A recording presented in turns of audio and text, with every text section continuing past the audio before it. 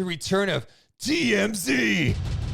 Morgan Reagan tonight, Marc Stein with something new in his Substack. I encourage everyone to subscribe because then you get little nuggets that maybe you don't get elsewhere. I'm going to show this one and encourage you guys to subscribe. He has something about Sacramento. We have not seen a lot of trade rumors regarding the Sacramento Kings, but tonight at this hour, could the Kings be interested in Matisse? Yeah, Sacramento is said to be monitoring the availability of Philadelphia's Matisse Thybulle as the Kings unexpectedly holding the West number 3 seed after a league record 16 consecutive seasons out of the playoffs. Ponder the pursuit of a more defensive-minded option on the perimeter. One source with knowledge of the Kings' thinking, meanwhile, insists that rival teams hoping for Richaun Holmes to become a buyout candidate if Sacramento can't trade him are poised to be disappointed. A buyout would be complicated for both sides with 2 years and nearly $25 million left on Richaun Holmes' contract after this season. That is not a surprise. We talked about that. It made no sense. But, yeah. Morgan, your reaction to Marc Stein's report that the Kings could have some interest in Matisse Thybulle? I'm cool with it. I like it. I think if you were to go look at his stats right now, he's having one of his worst shooting years from 3. But he's also playing half the minutes that he was playing than last year, right? You got some different guys who have stepped up and who are obviously seeing the floor more than him. But what he adds with his defense, I think sometimes is not even given enough love in Philly with Doc Rivers, to be honest. I think it's going to be one of those things where it's going to be situational for him and he does better somewhere else. Well, he's a 2-time NBA all-defensive second go. team member. He did that in 21 and 22. Obviously, offense is the question mark, right? Like, KZ Okpala is someone that I think the Kings were like, hey, let's take a swing on him. He can be a good defensive player. I see potential in him.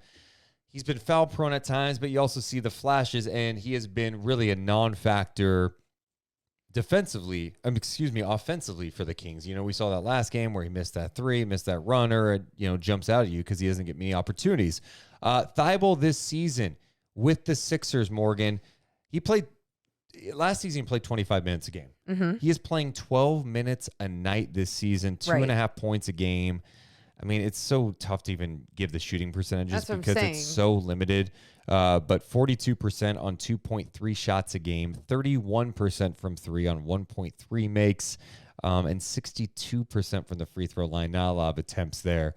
So, yeah, I mean, it's crazy that a guy who's on the all-defensive team the last 2 years doesn't really play much for this team, although it feels like he's been playing a little more recently for the Sixers. I'm going to look at his last few games, and maybe that's a little showcase thing. Yeah. Well, I guess it's not that much more. It just felt like more. I felt like against the Kings, he played a lot. No, he played 13 minutes. So this month, he's playing about 13 minutes a night.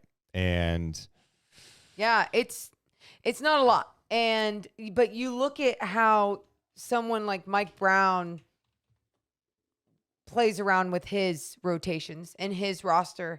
And there's guys that aren't playing that could see minutes on a different team. Is this like one of those situations? Well, I think from his resume alone and what we've seen from Thybulle over his career, like there's something there. There's value there, especially in a long, bigger defender and someone hopefully that could just add just enough on the offensive end.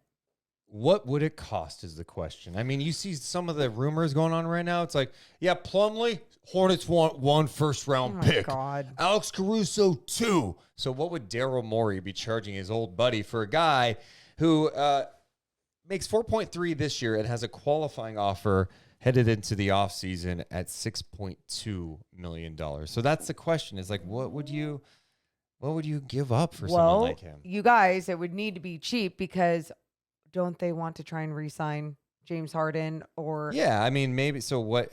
But is he just gonna trade Alex Len in the second round pick? Like I don't know what they're trying to command for someone like him. Right. It's it should be interesting to see. Look what happened with Rui Hachimura. Right. I think that was someone who you could have gotten more from personally than Kendrick Nunn and 2 second rounders for Rui Hachimura. So is it going to be one of those type of situations where the Sixers are trying to make space, make moves, just kind of clean up a little bit, and so he's trading with someone that he knows? I don't know, but hopefully.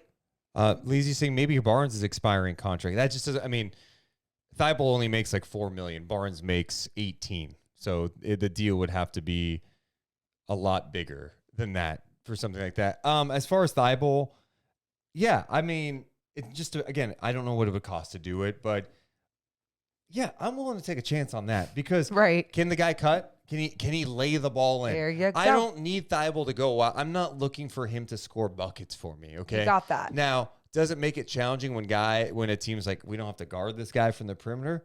Yeah, I can a little bit, but maybe you put him in lineups that have more shooting around and what he could do defensively as a steals guy, getting the guys a little bit. I think that can help you. The guy, again, made the all-defensive team the last 2 years. For the Sacramento Kings, that would be a huge upgrade for them on the perimeter. Yeah, and that's where you hope your offense gets created, right? Just like you saw a lot from tonight in the fast break, from deflections, from just being active in those passing lanes. Can he be the guy that gets things started with this team that plays with a lot of pace?